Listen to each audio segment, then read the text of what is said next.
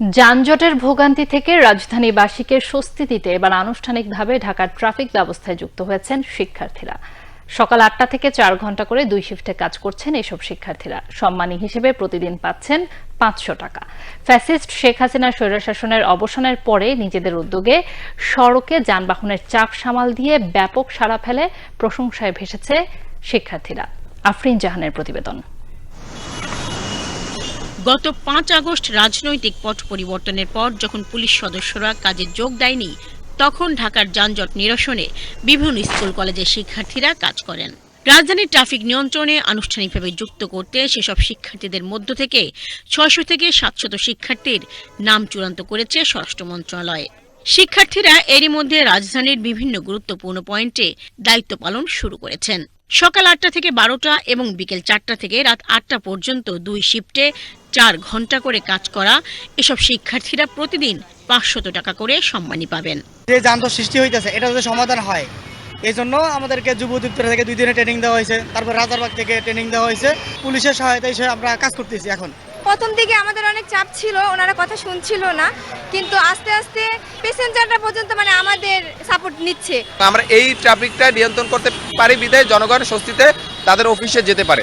রাজধানীর শাহবাগ, মৎস্য ভবন, বাংলা মোটর মোড়, বিজয় সরণি, কাউরান বাজার, ফার্মগেট এলাকায় শিক্ষার্থীদের দায়িত্ব পালন করতে দেখা গেছে। ৫ আগস্টের পর আমরা অনেকেই কাজ করতাম, এখন আর সেই সব মানুষ নাই। আমরা এখন কিছু নিয়মের ভিতরে বা কিছু আইন কানুন শিখে আমরা এখানে আসছি। এখানে পুলিশের পাশাপাশি যখন আমরা কাজ করতেছি, আমাদেরকে জনগণও সাপোর্ট করতেছে, পুলিশের সদস্যরা আমাদের সাথে একযোগেই কাজ করছে।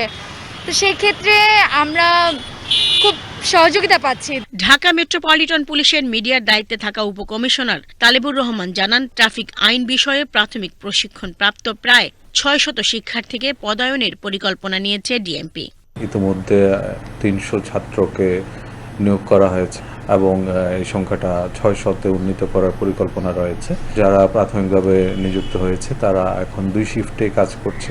এদেরকে আসলে নিযুক্ত করার পরে ট্রাফিক আইন সম্পর্কে, ট্রাফিক সাইন সম্পর্কে প্রশিক্ষণ প্রদান করা হয়েছে। প্রশিক্ষণ প্রদানের পরে তাদেরকে রাজধানীর বিভিন্ন গুরুত্বপূর্ণ ইন্টারসেকশনগুলোতে প্রয়োজন অনুযায়ী মোতায়েন করা হচ্ছে। তারা পুলিশকে সহায়তা করার পাশাপাশি ট্রাফিক নিয়ন্ত্রণে অনেকটাই ভূমিকা রাখছে। বিপ্লবী জেনজিরা আগেই প্রমাণ করেছে তাদের সাফল্যের কোনো সীমারেখা নেই, তাই পেশাদার ট্রাফিক সদস্য হিসেবেও তারা সফল হবেন সেটা ধরেই নেওয়া যায়।